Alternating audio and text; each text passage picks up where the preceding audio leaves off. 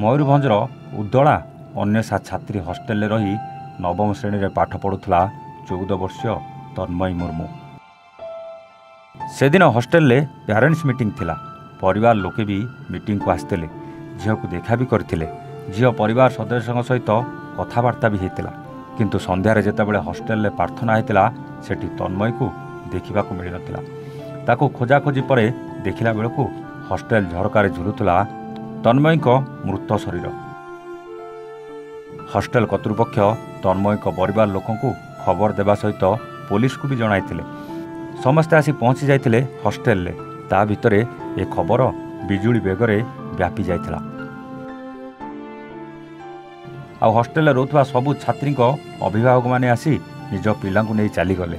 ସେପଟେ ପୋଲିସ ତନାଘନା ଆରମ୍ଭ କରିଦେଇଥିଲା। ସାଇଣ୍ଟିଫିକ୍ ଟିମ୍ ବି ପହଞ୍ଚି ତନ୍ମୟୀ ରହୁଥିବା ରୁମ୍ରେ ତନ୍ନ ତନ୍ନ କରି ଯାଞ୍ଚ କରିଥିଲା। ଆଉ ପୋଲିସକୁ ତନ୍ମୟୀ ବହି ଭିତରୁ ଏମିତି ଏକ ହାତଲେଖା ଚିଠି ପାଇଥିଲା ଯାହାକୁ ଦେଖି ସମସ୍ତଙ୍କ ହୋସ୍ ଉଡ଼ି ଯାଇଥିଲା। ତନ୍ମୟୀ ସେ ଚିଠି ତା ସାଙ୍ଗକୁ ଲେଖିଥିଲା। ଆଉ ସେ ଚିଠିରେ ଲେଖା ଥିଲା, ହାଏ ସାଙ୍ଗ, ମୁଁ ମରିବାକୁ ଯାଉଛି। ଆଉ ହଁ, ମୋ ବୟଫ୍ରେଣ୍ଡକୁ କହିଦେବୁ ମୁଁ ତାକୁ ଉପରେ ଅପେକ୍ଷା କରିଛି। ତା ଫୋନ୍ ନମ୍ବରଟା ମୋ ବ୍ୟାଗର ସେକେଣ୍ଡ ଚେନ୍ରେ ଥିବା ଡାଏରୀର ଲାଷ୍ଟ ଆଡ଼କୁ ଅଛି।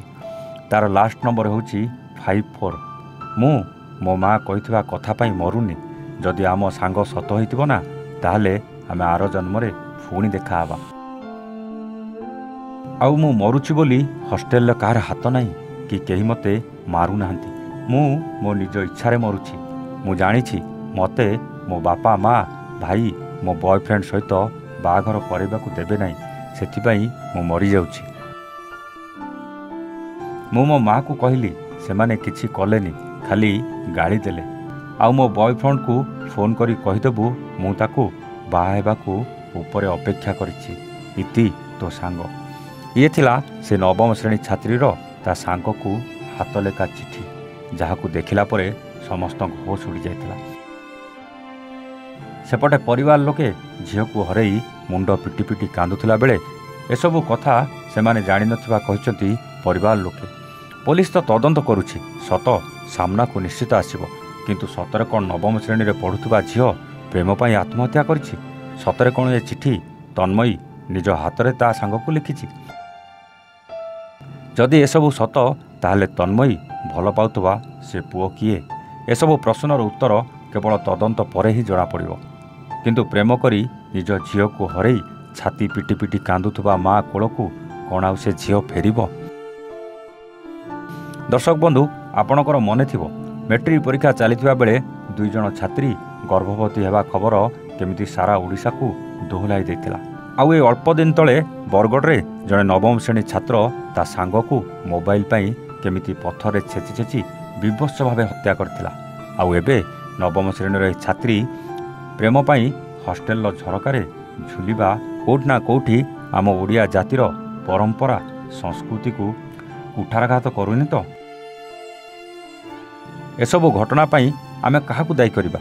କ'ଣ ସତରେ ପାଶ୍ଚାତ୍ୟ ପରମ୍ପରା ଆମକୁ ଏତେ ମାତ୍ରାରେ ଗ୍ରାସ କରି ସାରିଲାଣି ଯେ ଆଗକୁ କେବଳ ଏଇଭଳି କଥା ଶୁଣିବାକୁ ମିଳିବ? କ'ଣ ପୂର୍ବ ପରି ଆମ ସମାଜ ଆଉ ଠିକ୍ ହୋଇପାରିବନି? ଗୋଟେ ପଟେ ଟେକ୍ନୋଲୋଜିର ଡେଭଲପ୍ କରୁଛି, ମଣିଷ ମଙ୍ଗଳ ଗ୍ରହରେ ଜାଗା କିଣି ଘର କରିବାକୁ ସ୍ୱପ୍ନ ଦେଖିଲାଣି। କିନ୍ତୁ ଏପଟେ ସ୍କୁଲକୁ ପାଠ ପଢ଼ିବାକୁ ଯାଉଥିବା ଛାତ୍ରଛାତ୍ରୀମାନେ ବିଗିଡ଼ିବାକୁ ବସିଲେଣି।